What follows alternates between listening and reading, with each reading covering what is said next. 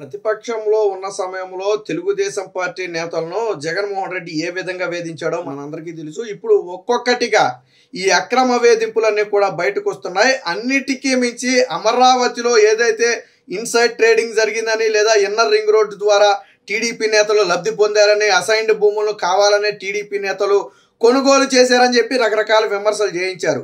అలాగే కేసులు కూడా పెట్టించారు. మరి జరగని తప్పులను జరిగింది అని కేసులు ఎలా పెట్టారు? ఇప్పుడు ప్రధానంగా తెలుగుదేశం పార్టీ దృష్టి సారించినటువంటి అంశం అదే. ఆ రోజు చంద్రబాబు గారిని, నారాయణను ఇబ్బంది పెట్టాలని చెప్పి ఆ సిట్ అధిపతి ఎవరైతే రఘురామిరెడ్డి ఉన్నాడు, అత్యుత్సాహం ప్రదర్శించి ఏకంగా ఒక ఐపీఎస్ ఆఫీసరు కార్యదర్శి స్థాయి ఐఏఎస్ అధికారులను కూడా బలవంతంగా వేధించి అవసరమైతే తిరిగి ఐఏఎస్ల మీద కేసులు పెడతామని బెదిరించి చంద్రబాబు గారికి, నారాయణకు వ్యతిరేకంగా వాంగ్మూలాలు ఇప్పించారు. ఇప్పుడు ఒక్కొక్కటిగా బయటికి వస్తున్నాయి తాజాగా. సో పూర్తి వివరాలు బయటికి రావాల్సి ఉంది. ఇప్పటికే ఆ సిట్ అధిపతిగా ఉన్నటువంటి కొల్లును పీకి పక్కన పెట్టారు చంద్రబాబు గారు. అదే సమయంలో కలవటానికి కూడా చంద్రబాబు గారు అచ్చుకోలేదు. కానీ ఇప్పుడు కొల్లు రఘురామిరెడ్డి ఏం తప్పించుకోలేడు. ఖచ్చితంగా శిక్ష అనుభవించాలా. రెడ్ బుక్ లో కూడా ఆల్రెడీ పేరు ఉంది. ఎటు తప్పించుకునే పరిస్థితి లేదు. ఇప్పుడు తాజాగా ఏం జరిగిందనేది ఒకసారి పరిశీలిస్తే అత్యంత దారుణం. అప్పుడు సిఆర్డీఏ కమిషనర్ గా పనిచేసినటువంటి చెరుకూరి శ్రీధర్ని బలవంతంగా బెదిరించి తన కుటుంబాన్ని సైతం భయపెట్టి చంద్రబాబుకి, నారాయణకు వ్యతిరేకంగా వాంగ్మూలం ఇవ్వాలని చెప్పి అప్పుడు చెప్పడం జరిగిందంట. వాడు చెప్పింది ఒకటే, చంద్రబాబు నాయుడు అక్రమంగా భూములు కొన్నాడు, చంద్రబాబు నాయుడు బలవంతంగా భూములు లాక్కున్నాడు అని ఒక స్టేట్మెంట్ ఇవ్వండి, మేము మిమ్మల్ని వదిలేస్తాం. లేదు, మేము స్టేట్మెంట్ ఇవ్వమంటే ఈ పనిలో మీకు కూడా భాగస్వామ్యం ఉందని చంద్రబాబు, నారాయణతో పాటు మిమ్మల్ని కూడా ఇరికిస్తామని చెప్పి అప్పుడు సిఆర్డీఏ కమిషనర్ గా ఉన్నటువంటి శ్రీధర్ను బెదిరించారు. సరే, ఆయన ససేమిరా లొంగడానికైతే ఒప్పుకోరా. ఎట్టి పరిస్థితుల్లో నేను ఆ పని చేయనని చెప్పి ఆయన కరాఖండిగా చెప్పాడు. ఎందుకంటే జరిగింది అని నేను చెప్పలేను అని చెప్పి స్పష్టంగా చెప్తే ఆయన కూడా ఐఏఎస్ఏ ఆ గతంలో భూమి సేకరణలో జేసీగా ఉండి కీలకంగా వ్యవహరించారు. ఆ తర్వాత చంద్రబాబు గారు ఆయన పనితనం మెచ్చి ఆయన సిఆర్డీఏ కమిషనర్ గా చేశారు. సరే, తరువాత జరిగినని మన అందరికీ తెలుసు. దాంతో ఎప్పుడైతే శ్రీధర్ లొంగలేదో జగన్మోహన్ రెడ్డి ఏం చేశాడు, ఐఆర్ఆర్కు పనిచేసినటువంటి ఈ కన్సల్టెన్సీ ఉద్యోగులు, అంటే ఇన్నర్ రింగ్ రోడ్డుకు పనిచేసినటువంటి ఇతర రాష్ట్రానికి చెందినటువంటి కన్సల్టెన్సీ ఉద్యోగులను రాత్రికి రాత్రి ఎత్తుకొచ్చేసారంట సిఐడి అధికారులు.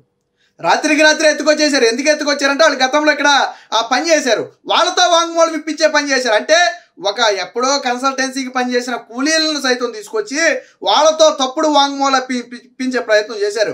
వాళ్ళేమో ఇవన్నీ మాకు తెలియదండి, మేమేదో వచ్చి పనిచేసి వెళ్ళిపోవడం తప్ప మీరు చెప్పేవన్నీ మాకేం అర్థం కావట్లేదని చెప్తే వాళ్ళని ఒక ప్లేస్లో ఉంచి భయపెట్టి బెదిరించి రాజమండ్రిలోనే పెట్టినట్టున్నారు. వాళ్ళందరినీ భయపెట్టి బెదిరించి వాళ్ళు వాంగ్మూలం ఇచ్చేదాకా పంపలేదంట. అలా కాకుండా ఈ విషయం బయటకు పొక్కితే మీరు ఇబ్బందుల్లో పడతారు, మీ మీద కేసులు పెడతాం, ఇక్కడ నుంచి మీరు బెంగళూరు నుంచి తీసుకొచ్చారు, అక్కడ కూడా వెళ్ళరని చెప్పి బెదిరించారంట. ఎవరు బెదిరించారు? నాడు సిట్ అధిపతిగా ఉన్నటువంటి కొల్లు. ఆయనతో పాటు అప్పుడు సిఆర్డీఏకి పనిచేసినటువంటి ఇతర కలెక్టర్ స్థాయి అధికారుల దగ్గర నుంచి ఇతర ఐఏఎస్ అధికారులందరికీ కూడా ఈ సిట్టు అధిపతి ఎవరైతే కొల్లు ఉన్నాడో విచారణ పేరుతో వేధించాడంట, అసభ్యంగా దూషించాడంట.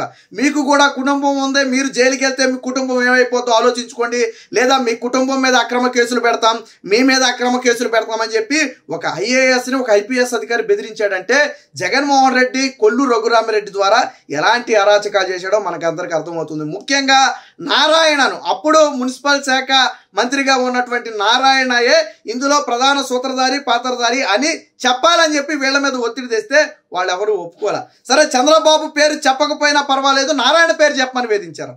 అసలు లేని దాన్ని ఉన్నదాన్ని మేము చెప్తే రేపొద్దున మేము చిక్కుల్లో పడతాం కదా అని చెప్పి వాళ్ళు ఎవరు చెప్పకపోతే కొంతమందితో తప్పుడు ఇప్పించి ఎవరైతే ఈ అమరావతి ప్రాంతంలో కానివ్వండి, ఇన్నర్ రింగ్ రోడ్డు పరిధిలో కానివ్వండి ఉన్నారో వారిలో కొంతమందిని భయపెట్టి బెదిరించి వాళ్ళ చేత వీళ్ళకి వ్యతిరేకంగా వాంగ్మూలాలు ఇప్పించి అప్పుడు కేసులు నమోదు చేశారు. దీన్ని అవినీతి పత్రికలో పెద్దగా వేసుకున్నారు. విచిత్రం ఏంటంటే సుప్రీంకోర్టు, హైకోర్టు కూడా ఏం చెప్పాయి, అసలు ఇన్సైడ్ ట్రేడింగ్ అనేది అమరావతిలో జరగలేదు. ఇన్సైడ్ ట్రేడింగ్ అనే పదం అసలు ఈ భూములకు చెందింది కానే కాదు. మీరు చెబుతున్న లాజిక్ ఎక్కడా కూడా ఇక్కడ వర్తించదని చెప్పి స్పష్టంగా కోర్టులు కొట్టేసిన తరువాత కూడా ఇంకా ఏదో ఉంది, ఇంకా ఏదో ఉంది, ఇంకా ఏదో ఉందని చెప్పి వాళ్ళని వేధించే ప్రయత్నం చేశారు. పైగా అసైన్డ్ భూములను కొనుగోలు చేసి వాటి విలువ పెంచేశారు. ఉద్దేశపూర్వకంగా కొనుగోలు చేసి అటు నుంచి ఇన్నర్ రింగ్ రోడ్డు మళ్లించారు. దానివల్ల వీళ్ళ భూముల విలువ పెరిగిందని చెప్పి రకరకాల విమర్శలు చేశారు. విచిత్రం ఏంటంటే దేనికి ఆధారాలు లేవు.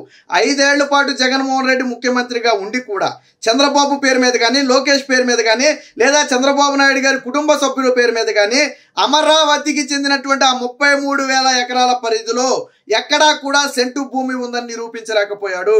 అలాగే వీళ్ళు చెబుతున్నటువంటి మంత్రి నారాయణకు ఎక్కడా కూడా అమరావతిలో సెంటు భూమి లేనే లేదు. ఎక్కడ అమరావతి ఆ 33,000 ఎకరాల పరిధిలో ఎక్కడా సెంటు భూమి లేనే లేదు. మరి జగన్మోహన్ రెడ్డి 5 ఏళ్ల పాటు అధికారంలో ఉన్నాడు. రెవెన్యూ యంత్రాంగం అంతా వాళ్ళ చేతుల్లోనే ఉంది. మరి ఎందుకు వాళ్ళు భూములు కొనుగోలు చేసినట్టు నిరూపించలేకపోయారు? కేవలం ఆరోపణలు చేశారు తప్ప ఆధారాలు ఎక్కడా లేవు. అప్పటికి కూడా సుప్రీంకోర్టు చాలా స్పష్టంగా చెప్పింది. ఆల్రెడీ పలానా ప్రాంతంలో రాజధాని వస్తుంది అని ప్రభుత్వం ప్రకటించిన తరువాత భూములు కొనుగోలు చేస్తే అది ఇన్సైడ్ ట్రేడింగ్ కాదు అని చాలా స్పష్టంగా చెప్పింది. మరి అలా అయితే జగన్మోహన్ రెడ్డి కూడా వైజాగ్ రాజధాని అన్న తర్వాత భూములు ఎక్కువ కొన్నారు. మరి అది ఇన్సైడ్ ట్రేడింగ్ అని ఇప్పుడు ప్రభుత్వం కేసు పెడితే కుదురుతా? ఆ లెక్కన జగన్మోహన్ రెడ్డి మీద కేసు పెట్టాలి. ఎందుకంటే ఎప్పుడైతే జగన్మోహన్ రెడ్డి వైజాగ్ రాజధాని అన్నాడో, ఎగ్జిక్యూటివ్ క్యాపిటల్ అన్నాడో, ఆటోమేటిక్గా భూములు వైసీపీ నేతలు ఎక్కువ కొనేశారు. జగన్మోహన్ రెడ్డి కూడా రుషికొండ గుండు కొట్టేసి కట్టేశాడు. మరి ఆ లెక్కన ఇప్పుడు కేసు పెట్టాలి కదా. కానీ ప్రకటించిన తరువాత రాజధాని ఇక్కడ వస్తుంది అని ప్రకటించిన తర్వాత భూములు కావాలని వాళ్ళు అమ్ముకుంటే అది ఇన్సైడ్ ట్రేడింగ్ కానే కాదు అని చాలా స్పష్టంగా చెప్పింది కోర్టు. సో ఇప్పుడు సిట్ అధిపతి చేసినటువంటి అరాచకాలు ఏదైతే కొల్లు రఘురామరెడ్డి చేసినటువంటి అరాచకాలు ఉన్నాయో చూడండి. ఒక ఐఏఎస్ స్థాయి అధికారిని సిట్ అధిపతి కొల్లు రఘురామరెడ్డి బూతులు మాట్లాడంటే మీరు నమ్ముతారా? బూతులు మాట్లాడాడంట. వాళ్ళ కుటుంబం గురించి అసభ్యంగా మాట్లాడాడంట. కుటుంబాన్ని వేధిస్తామని చెప్పాడంట. ఐఏఎస్ అధికారి అయ్యుండి కూడా ఒక ఐపీఎస్ అధికారి ఈ రకంగా వేధిస్తుంటే, పోనీ నిజంగా ఐఏఎస్ లేదని తప్పు చేసి ఉంటే ప్రశ్నించడంలో తప్పు లేదు. కానీ ఇక్కడ విచారణకు వ్యతిరేకంగా వారిని మానసికంగా కుంగదీయటం, వారిలో అభద్రతాభావం కలిగేటట్టు చేయటం, వారంతటా వాళ్ళుగా బయటికి వెళ్ళిపోయేటట్టు చేయటం, రాష్ట్రం వదిలి ఈ రకంగా వేధించాడు కొల్లు రఘురామరెడ్డి. అందుకని చంద్రబాబు గారు చాలా స్పష్టంగా చెప్పారు, ఎవరైతే అధికారులను అక్రమంగా వేధించారో వారిని ఎవరిని వదిలిపెట్టమని చెప్పారు. ఇప్పుడు నారాయణను, చంద్రబాబును వేధించాలని కొల్లు రఘురామరెడ్డి చేసినటువంటి అరాచకాలు బయటకు వస్తున్నాయి. ఆ వేధింపులకు గురైనటువంటి ఐఏఎస్లు బయటకు వచ్చి ప్రభుత్వానికి మొరబెట్టుకోవడంతో పాటు అప్పుడు తప్పుడు వాంగ్మూలం ఇవ్వాలని చెప్పి ఎవరైతే కన్సల్టెన్సీ ఉద్యోగులను బెదిరించారో వాళ్ళు కూడా ఇప్పుడు వచ్చి ఫిర్యాదు చేసే పరిస్థితి. దాంతోపాటు స్థానికంగా ఉండే కొంతమంది ప్రజలను బెదిరించి వారి చేత బలవంతంగా, ట్విస్ట్ ఏంటంటే వీళ్ళ చేత బలవంతంగా అప్పుడు సిఆర్డీఏ కమిషనర్ చేత బలవంతంగా సంతకం పెట్టించుకున్నారు. ఒక స్టేట్మెంట్ వాళ్ళే తయారు చేసుకొచ్చిన స్టేట్మెంట్ ఏంటో కూడా చదవనివ్వకుండా బలవంతంగా ఒక సంతకం తీసుకున్నారు ఆయనతో. తర్వాత చెప్పాడు ఆయన నాతో బలవంతంగా సంతకం చేయించారని. అందులో ఏం రాశారు? నారాయణ, చంద్రబాబు నాయుడు ఇన్సైడ్ ట్రేడింగ్ పాల్పడ్డారు, భూములు కొట్టేశారు, అసైన్డ్ భూములు కొట్టేశారు, ఇన్నర్ రింగ్ రోడ్డు కోసం భూములన్నీ కొనుగోలు చేసి పెట్టుకున్నారని చెప్పి రకరకాల కారణాలు రాసి ఒక సంతకం పెట్టించారు. అందులో ఏముందో కూడా ఆయన చదవనివ్వాల.